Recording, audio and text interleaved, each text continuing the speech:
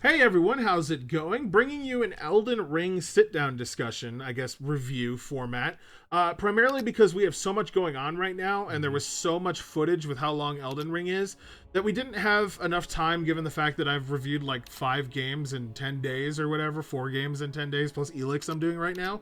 Didn't have enough time to go through and do a proper format, and plus I want Godfoot to learn how to review because he is the co-host of the channel, so I figured this was a good way to do it. I learned how to review stuff when I was on the Angry Joe show, first by doing discussion reviews with Joe, and then moving into rapid fires, and because Godfoot does want to review things, this is the best way to do it. So Godfoot, say hello to everybody. Hi guys, hope you're doing well. I mean, yeah, this is my first discussion review, so I appreciate you guys watching. Let's just get into it then, I guess, right? Yep. So, Elden Ring.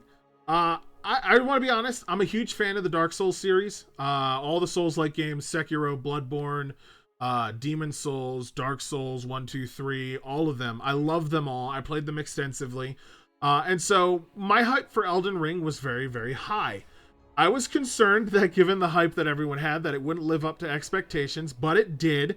And it's easy for me to say that out of all of them, it's easily up there as tied with my number one along with Bloodborne. And I absolutely loved every minute of the game. What did you think of Elden Ring? Yeah, I mean, the entire experience, it was challenging, but it was fun. It was great to explore. Yeah, definitely one of the best games I've played recently. Yeah, so it definitely has been a game that everyone's picked up. I've seen friends that never even liked Souls games playing Elden Ring. I've seen people that I never thought would play Elden Ring playing Elden Ring, and it's been very well received. As far as like the story and stuff, same with every other FromSoft game. It's very vague and hard to understand. You get little tidbits and everything, but you don't play it for the story. You play it for the experience. And you kind of get to make things up as you go and figure out things in your own head and maybe pick up your own ideas of what's happening. And that's always like I said, that's always just been the case. I will say, though, that Elden Ring, without a doubt, compared to every other Souls-like game, is the best looking of all of them. It's very easy to say that I don't think there's another open world game that comes anywhere close to just the graphical fidelity that this game has.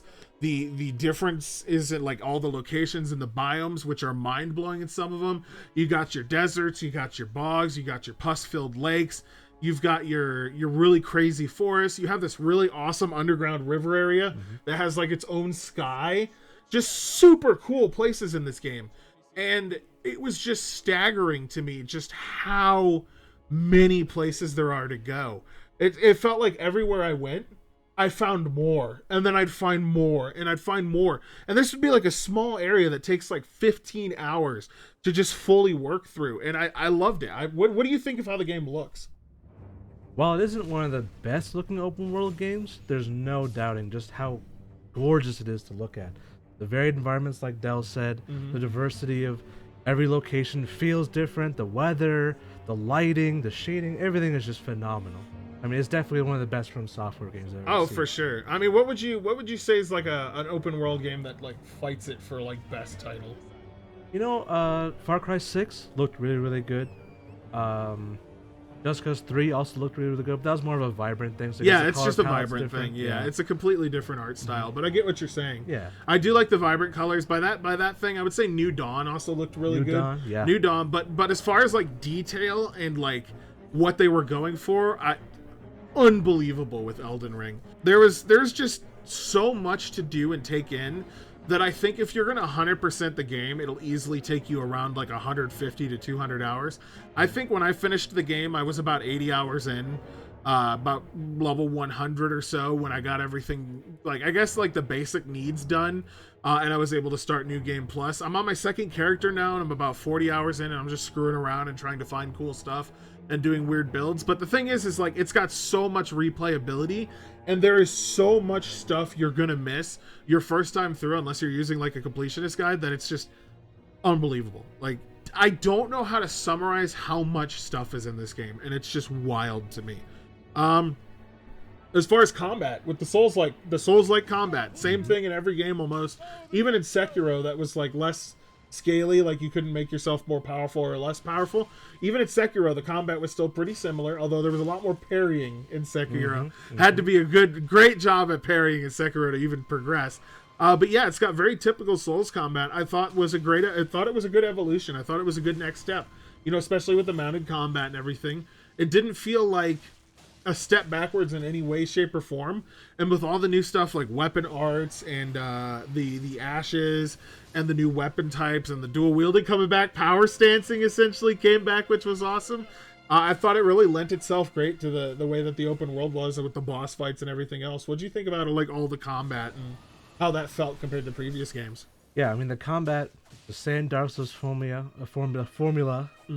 but just further evolved. I mean, further modernized. And the horseback combat really brings a whole new way. The horse combat was fun, yeah. Because some enemies, you need to fight them back on a horseback.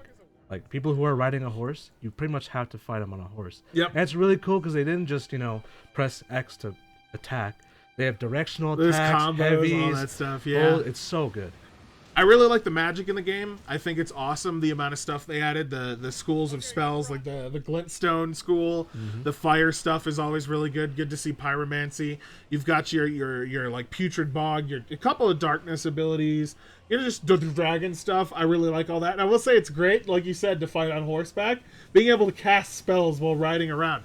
I think it's one of the most overpowered things that has ever been in a game. In any of the Souls games, is to be able to ride around on a horse and shoot magic missiles at dragons. But it's just good. It's all good. All of the combat systems are good. You've got your level up system, which is very similar to old Souls games. You get souls, they're called runes, for killing bad guys. You can farm them. You can do whatever you want to level up. And you can do your character in very many ways. And they added a respec option in this game, which is awesome. You don't have to make an extra character if you don't want to. And you can respec after progressing a certain point in the story. And it's just, I love that. It lets you try everything in the game on one character if you farm the things you need to respec. And it's just great. Another thing I want to talk about real quick, though, before we move on, that had to do with the open world, was the fact that FromSoft, I think more than any other game, has messed with their players and put things in places that you shouldn't, or where they shouldn't be, just to mess with you. I think one of my favorite things with the open world is the fact that the tree sentinel is right outside the starting area, and it's a boss that just destroys you if you come out and try to fight him immediately. I think the freedom of the open world in this game is just phenomenal. The fact that there's basically no hand holding in this game whatsoever, Elden Ring just doesn't hold your hand, is great. I don't think of any other game other than Breath of the Wild where I could just go and just do things out of order, break my game, go to the very end of the game through a teleporter, farm like the hardest enemies, get really overpowered weapons early on. I've never thought of there is no other game that lets you do that quickly, and it's sweet. Being able to just be like level 7 and stumbling into like a level 100 boss and then cheesing it out or trying with determination to get it and then getting that much souls, or like, great example is there's like a beast player that has like a giant obsidian golem in front of it. Dude gives like 200,000 souls when you kill him straight up. And so you're able to cheese him if you can do it effectively, and that gives you a huge jump. You get a really awesome weapon, and that's being able to do whatever you want when you want, minus like the first castle. Obviously you have to kill the first boss to be able to set up a lot of stuff. Being able to do what you want when you want in this game is so good. Did you run into anything that was like super crazy right out the door that you just were like, I shouldn't be here right now? Well, first of all, it was that tree sentinel. Yeah. I was like, oh, another, I can get some more souls, or runes. And then there's also that guy you talk to as soon as you walk out. If you attack him, he kills you with roses. And that wasn't that guy fun. was crazy. That was a fun fight. Not a good time. But there's a lot of caves and stuff and bosses and so things many just randomly died along the coastline. Yep. There's just one you just stumble across that has a whole deep like labyrinth, and then there's a bunch of little people to fight in there, and then a big boss at the end. And it's all just so rewarding to explore. It rewards you constantly for exploring. Yeah, and you do never not feel rewarded when you're being open about where you're exploring and trying to just find new areas. It genuinely felt like in every area where you think that there wouldn't be something, they put something. There's like some of the best items in the game are just in really weird locations that you just have to look for and stumble upon. And I really appreciate that with Elden Ring. And I genuinely could say that as far as like open worlds go, I don't think even Breath of the Wild comes close to that level of fullness that this game has. It just genuinely feels like there's no empty spots in the game. There's always something wherever you look, and that's just, it's unbelievable. It just ties into what I said earlier about how much stuff there is. Yeah, I mean, the game really makes you feel like a Tarnished. Bosses. The number of bosses in this game is unbelievable. I think I'm over like, God, there was like 50 or more. There's so many bosses in this game. They just seem to be everywhere. And for the most part, they're all unique. They all have their own movesets. They have their own rewards, their own weapons, their own music. And they also have their own lore, too. Yeah, they have their own lore. You can learn lore about their lore in the game as well as you're playing. That's really, really cool. But the musical scores, every boss has its own musical score. And there are so many bosses. So the amount of work they put into the music in this game is unbelievable. And phenomenal. like the just when you come to new areas, like when you go up the Great Lift the first time and you get that music right as you walk out into the open, like the bit you see the Royal City and stuff, it's just unbelievable. So much effort into it. What was a boss? If you had to pick one boss that was like your bane of this game, based on it, does like even if you were like high level or whatever, or low level, what was in your opinion like the hardest boss for you to get through? It was that, I forget the name, but that big dragon you fight in that like open marsh area. It took me a total of about 23 tries. And then I wisened up and Dell told me, you know, you can just go get a horse when you reach a certain point in the story, right? I was like, what are you talking about?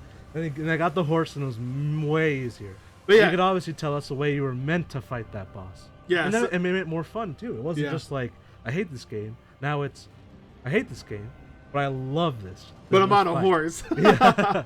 Yeah, so for me, I think my best fight, my favorite boss in the entire game was there's this really bloated fat royal guy in a place called Volcano Manor. There's no spoils as far as story or whatever, but Volcano Manor, there's this really I guess it's kind of semi-optional boss. I think you might have to kill him, I don't know. But he's basically a huge tub of lard that rolls around like a Katamari Damacy, or Katamari Damacy. And he just rolls on you, and he's like super agile. He has this rapier that he's like sha-cha-cha-cha, sha-cha-cha-cha, and he's like just like stabbing you over. And then he inflates himself to squish you and stuff. I just, that boss kicked my ass so many times.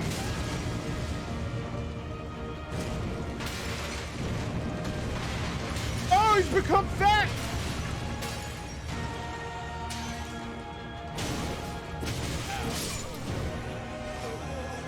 He's become fatter. I didn't expect the fat metamorphosis, but I loved it. And I think that's the way to summarize all of these bosses, right? Is there are so many that are really annoying, like Margit or whatever his name is on the bridge that everybody has issues with. They're so annoying, but all of them are super satisfying when you beat them. And I can't think of a single boss in the game that really triggered me. Every single boss was just like super enjoyable, or I understood how to do it. I just had to be patient, and you know, even once or twice I had to go respec to be able to fight a specific boss a specific way, but that's okay because that system's in the game and it's designed to be that way. Leading into that discussion though, because of bosses, I want to talk about multiplayer. Without a doubt, I would say that multiplayer in Elden Ring is toned down and less of a focus than it ever has been in any of the previous Souls games. What I mean by this is that a lot of the bosses are actually way harder to do if you're doing them with your friends early on. And it's because they get scaled down, friends get scaled down, they don't have a lot of charges, and the bosses get a ludicrous amount of HP. You couple that with the fact that the open world is not very good for roaming around with friends in the sense of like seamless transitions. There were a lot of times where I would try to go somewhere with Godfoot, and we'd be running around in the open world playing together. Number one, you can't ride horses together. Number two, you have to take an item that lets you see it. There's just this whole thing with like getting people to your world, which is not user friendly. And then really toned down the accessibility. Yeah, the accessibility made it a lot more frustrating to just get your friends in and start playing. Yeah. And on top of that, you can't just go places with friends. Say we're running around in the open world and we see a cave and he's like, oh, I want to go in that cave. We have to kick me out of the game because there's a fog wall. I have to run all the way there on my character. I have to go in the cave, put my summoning sign back down. He has to use another item if it stopped working for some reason, then summon me to his world, and then I could fight in the cave. But then if we beat the boss, he has to walk outside the cave, summon me again into the open world. It's too much, and they needed to make that more seamless. If you could just invite friends and roam around on horses together and like go into these areas, and it would just let you do that stuff like seamlessly, that would be phenomenal. But it doesn't, and so that's why I say, you know, multiplayer is a lot less of a focus this time around in Elden Ring. And I don't know if you feel the same way, but it genuinely felt like pulling teeth to play with you in this game. Oh yeah, I strongly feel the exact same way. I mean, I was the one complaining about the finger items so you can see the summon signs, because all I could see was the NPC ones, and that was like, well, I put it over here. I'm like, I don't see anything, dude. At least you're doing it correctly, and then you're telling me, oh, there's an item. Doing bosses and stuff later on, like midway through the game, late towards the game with friends and people, is really fun. The invader system's cool, where you have someone come in, then a bunch of other guys come in and just curb stomp that guy, which you feel bad for. I will say this, invaders have it real rough, though. They have it more rough than they've ever had in any other Dark Souls game. It's definitely stacked against them, and they do get curb stomped, like I said. But yeah, multiplayer doesn't really work too well, and I wish that was more of a focus, but it's way less of one than it was in previous games. I think people are still trying to 100% the game. I know for a fact I will never 100% this game. I don't have enough time, and I just want to take it slow and have fun. I think there's people that are like 140 plus hours in that still haven't 100%ed everything. I think the wiki is getting updated pretty fast now, which is nice, but it's just, there's so much to do and so much to see. So yeah, final impressions of Elden Ring. God, it's really easy for me to say this is a 10 out of 10. I think a lot of other people are giving it like astronomically high scores, like 10s out of 10s, game of the year, best thing ever. Before I give my score though, I do want to say optimization on PC is garbage. That is something that really suffers. I know there's a lot of issues on console as well with saves and like network issues. On PC, they're still stuttering even on my 3090. On his 3090, we have like 32 core monster PCs with like crazy 5 gigahertz RAM with like 18 speed or 18 or 16 18, whatever. Even on our rigs, we lag, we stutter, we struggle to get 60 FPS, and that's awful. And you know, it's even worse on console. So there's definitely some issues in that regard, and there's some technical issues with like crashing and save corruption and all that. So overall, you know, I can understand where the 10 out of 10s came from for a lot of people that don't have the issues, but I do, and I did have these issues, and I know other people who did. So I'm going to have to give the game a 9 out of 10 with the capability of getting a 10 out of 10. And without a doubt, so far, it's my game of the year, but it could be a 10 out of 10 if they just, one, fix all the stuttering and frame rate issues and the technical issues and for the consoles, and two, they go and they make multiplayer more accessible as far as being able to just do everything with friends. I think if those two things happening, with those two things happening, if they do, it's easily a 10 out of 10 for me. So Godfoot, what would be your score for Elden Ring? For me, I have to agree with your points. I mean, the only thing holding it back from a 10 out of 10 for me is I had a lot of hitching problems, making boss fights very frustrating. And I heard the him multiplayer, screaming. Yeah, the multiplayer was just so frustrating to do. I just didn't want to do it with Dell anymore. I was like, I'm better off just playing single player. Yep. Fixing those two issues, this would be a 10 out of 10 yeah. and game of the year easy. But for me, it's a 9 out of 10. Phenomenal game otherwise. Yep. I'm struggling to find faults in anything else in there. Honestly, there's no other faults in the game for me. None of the other things were bad. The graphics were good, the boss fights were good, combat, leveling, exploration, open world, beauty, all that. 10 out of 10. And the only thing that pulls it down, like I said, is the technical issues, the optimization, and the multiplayer. If that stuff gets fixed, 10 out of 10, game of the year, without a doubt. There are a few other games that are coming out this year that might fight it, like Tiny Tina's could be really good. Borderlands stuff has always been like really fun just to play with your friends, and we will be doing that together for full review. But yeah, Elden Ring, worth picking up. I 100% recommend it. Even if you're not into Souls games, you should pick up Elden Ring because it will cater to everybody. It will be hard. You will get your butt beat, and that's like the point of the game, but it's fun. And it's one of those games that even if you can't finish it, you should still check it out and try it because it's just worth running around and doing and seeing everything. And yeah, that's that simple. So if you like this video, do me a favor, drop a big old like on it. And if you like the channel or you like any of the content we produce on here, which we'll be doing a lot more variety soon, like Let's Plays and stuff, please subscribe. And yeah, thanks to Godfoot for coming in on his first discussion. I'm so proud of him. And please bear with us while we're working on our discussion format and we're working on audio issues and stuff. Like you said, right now you don't get to see the neon sign because it's off, because there's like this weird variable flicker we're working on. But yeah, I guess the only thing left to say is until the next video, we'll be seeing ya, and bye. Bye-bye.